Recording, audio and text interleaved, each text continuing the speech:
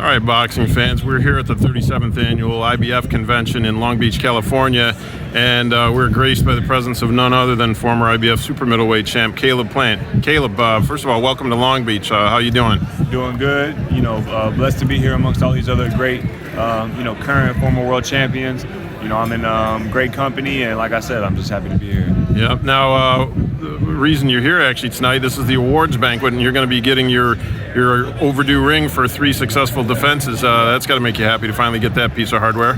Yeah, I mean, it feels good. It would have felt a lot better, if I was still the current IBF world champion. But to just win a world title in general and to do it against Uskatigi as an underdog, that's still a big accomplishment in my life. So, I'm so honored to be here, like I said, and to receive that award. Yeah. Now, it's been about 6-7 months since your fight with Canelo. How are you feeling? How have you processed things, mentally, emotionally? I'm feeling good. I was definitely disappointed. I came to win. It was a great fight. It was a close fight. I got clipped in the 11th round. When two great fighters are fighting each other, somebody's got to lose and somebody's got to win, at least most of the time. And so, but me and my team, we've been looking at, some of the things we can tighten up and do better.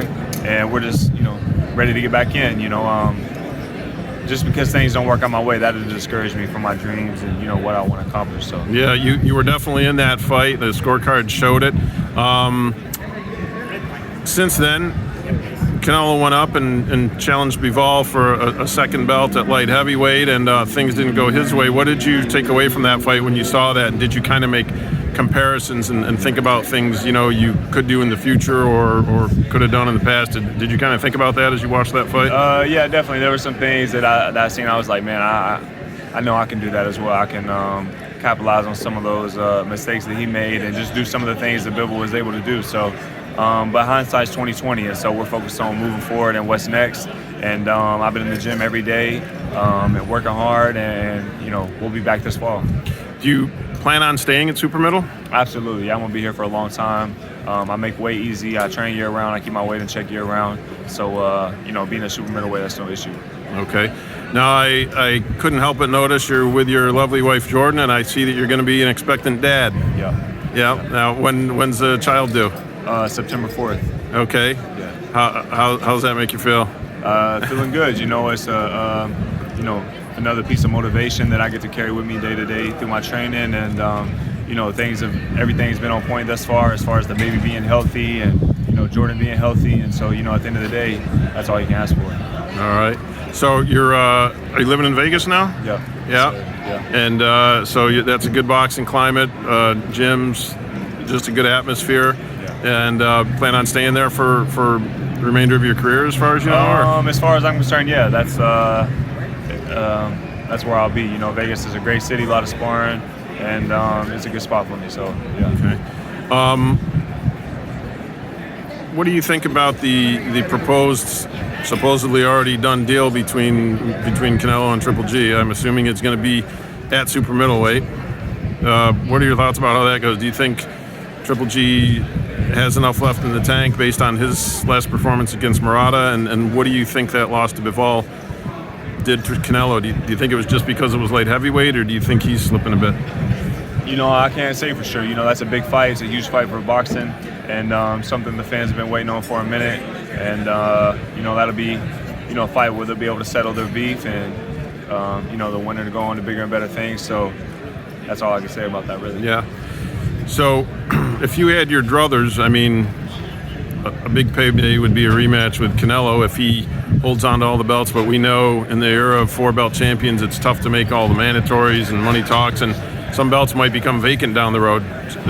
Would you rather have the rematch to redeem yourself, or try to become champion again if one of the belts is vacant? I would love that rematch. It was such a great fight. The first time it was a good fight, a close fight. I wound up getting caught, but definitely looking to get the rematch. And if that doesn't mean right away, then whoever, then I'm just going to keep going on about with my career and cleaning out the rest of the division. So, like I said, after taking a loss, I won't be able to get the biggest fight right off the bat. I have to work my way back up, unfortunately. So, I'm looking to get the biggest tune-up fight, the biggest comeback fight, whatever you want to call it, right off the bat. Coming back, and then I'm either going to step right to Charlo or right to Benavidez right after that. So whichever one, either one of them can get it. So you mentioned Benavidez. I know you had some fun words with him at a previous fight. I think it was one of your last fights before Canelo, and you guys kind of shared a little laugh, and it was some lighthearted jabs there. But did you catch this fight? It's not lighthearted with me, and I'm not being funny. Well, I mean, so when you called him an ugly I'm MF, not being funny with him. Okay. I will whoop his fat ass. Uh-huh. So I don't care nothing about him, and Charlo can get his ass whooped too. So, like I said, I'm coming right back with the biggest fight possible to get back in the mix. And then, like I said, I'm gonna step right to either one of them, and whoever wants it, they can get it. Okay. So do you feel? Did you see the Benavidez fight? And did you feel it was like a shop-worn Lemieux that he beat so easily? I didn't even watch it because Lemieux, he's old, he's over the hill, he's a blown-up middleweight, and Vincent Feigenblitz would have whooped David Lemieux's ass. So yeah, that ain't nothing to watch. So any parting words for your fans about your comeback and your future in boxing? Just stay tuned. We got big things on the way.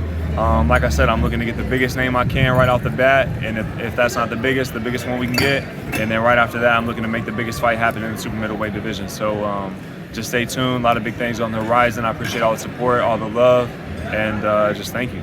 All right, thank you for your time, Caleb.